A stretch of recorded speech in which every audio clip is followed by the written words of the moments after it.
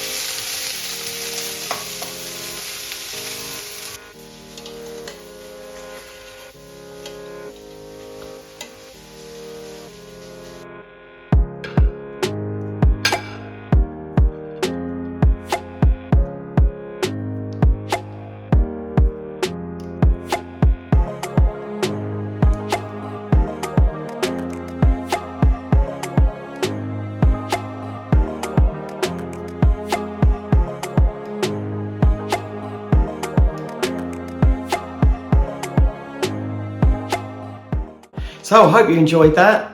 Another quick and easy meal. Now, tofu, is it something that you use at home? Do you cook it regularly? Let me know in the comments below. To be honest, I quite like it. I think the texture is pretty similar to chicken. Put a good sauce on it like we did today, and it tastes amazing. It really is a healthy option. Thank you so much for watching. If you enjoyed it, don't forget to like and please subscribe, as it really helps the channel. Thanks again, and look out for more videos coming soon.